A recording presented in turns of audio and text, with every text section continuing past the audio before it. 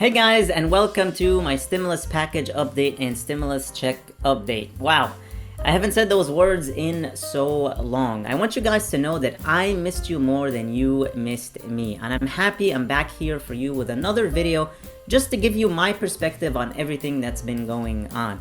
The case for expanding Social Security benefits, the Social Security 2100 Act, is getting more and more support and media attention.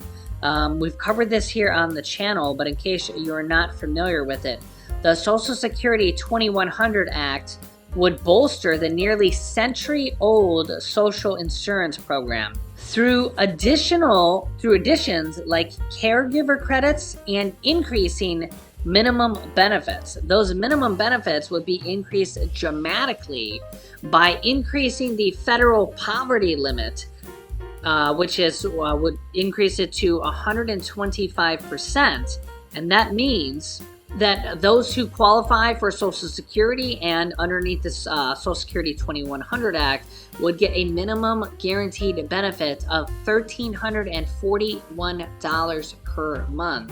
That's why the Social Security 2100 Act is such a big deal for tens of millions of Americans and seniors on Social Security, because it would be a dramatic raise for millions of Americans.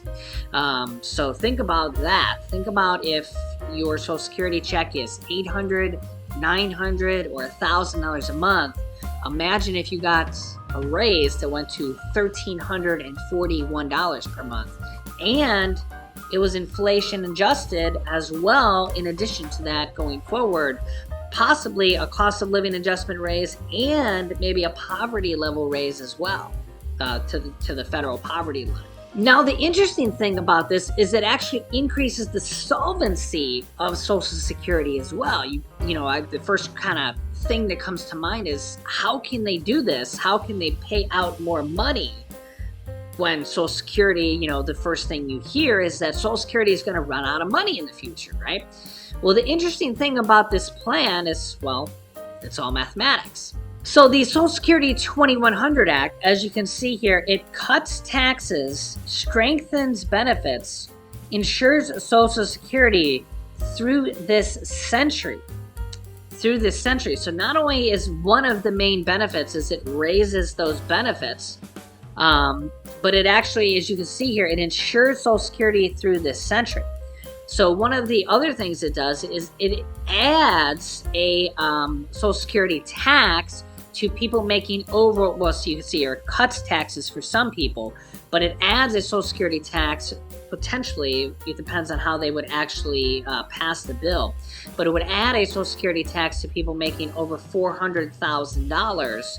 So they would pay into Social Security. People that make over $400,000 would start to pay back in to the Social Security pot, and would then pay for Social Security benefits for everybody else. So potentially you think about, people that make many millions or even billions of dollars would pay into Social Security for a lot of money.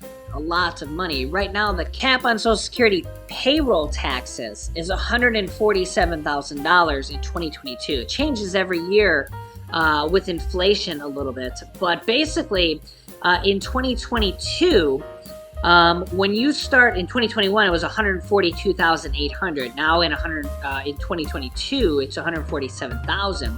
So once you start making over $147,000 in 2022, you stop paying into Social Security. You stop paying Social Security payroll tax. Why is that?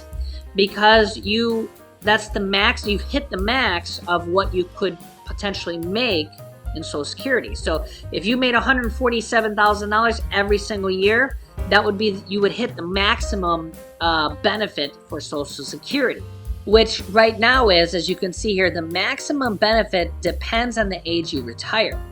For example, if you retire at full retirement age in 2022, and you maxed out those benefits every single year, and you made that 147,000, or the year before 142,000, and the year before that was probably 140,000.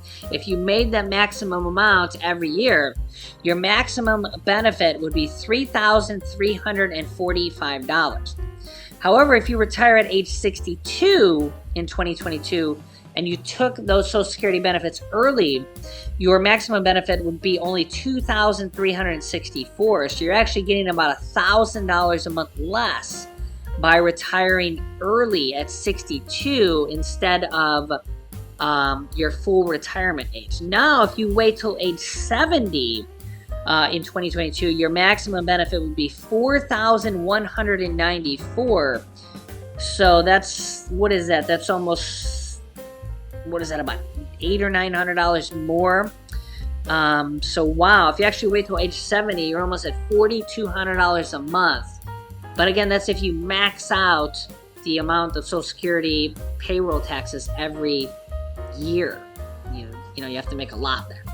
But one of the proposals here is to these high income earners is to make them start paying back into the Social Security system, but they wouldn't get any benefit for it. Okay, so basically at that 147,000, they would stop paying in, but if they make over 400,000, then they would start paying back in again, but they would get no benefit for it. Okay, so for people that make millions and millions of dollars, or even billions of dollars, okay, they'd be paying in all along the way there. Okay, all along the way, every year, they'd be putting a lot of money into the system. All those people, right? And all that money would go into the pot, into the Social Security pot, and would be distributed just in the pot, right? And they could use all that extra money to pay out the benefits to everybody else and keep the system solvent, right? So this is just kind of one part of the plan, right? But I was just kind of explaining to you some of the ideas on how they could fund the raises for Social Security, right? Another way they could do it is really just, well, one, give back the money that Congress borrowed from Social Security with interest. Think about all that interest, right? Number two is they can just fund with a stimulus package, give the money to Social Security. Honestly, think about all the money that Congress just, whether it's Democrat or Republican. Remember, Republican President Donald Trump, his first stimulus package alone was $2.3 trillion. Biden's first and only stimulus package was $1.9 trillion. They spend money like, on it for anything. They spent money for banks when banks were in trouble. When we go back to the 2008-2009 financial crisis, when GM and Ford were in trouble, money. Airlines are in trouble, money. Who's kidding who? If Social Security ever actually gets in trouble, they'll just bail them out. Just give them some money, right? I mean, with $30 trillion in debt, in 1990 we were about $3 or $4 trillion in debt. In another 20 or 30 years, it's going to be $50 or $60 trillion.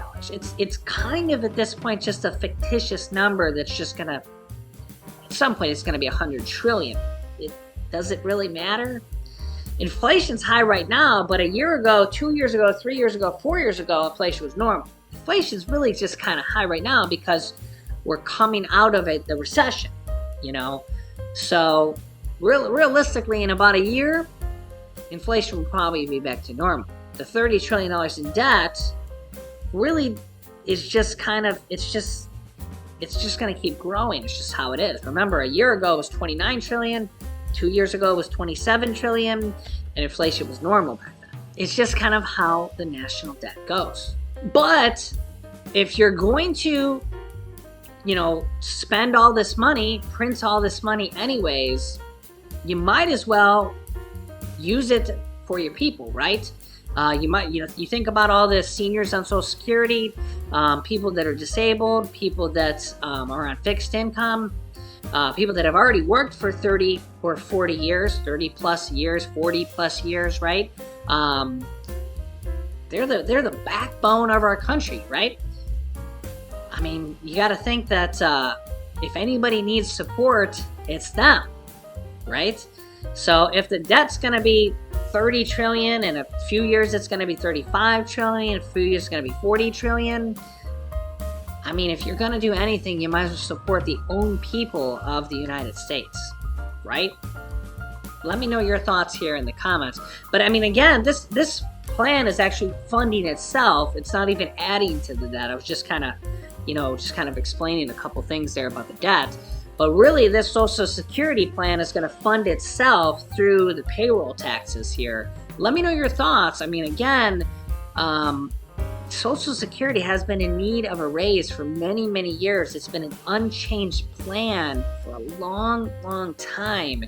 There's so many people on fixed income that are in desperate need right now. With this inflation is really hitting people hard, and people have been on fixed income for a long time. And also, when a lot of people on fixed income get a cost of living adjustment, it takes away a lot of their benefits, which is absolutely insane. We need to get a bill to change that here, but you can let me know your thoughts here in the comments. Alright guys, this is all I have for you in this video. Thank you so much for tuning in. I really missed you. Hopefully I'll see you here again very, very soon. And I'd love to hear your thoughts and opinions on everything we talked about here in the comments below.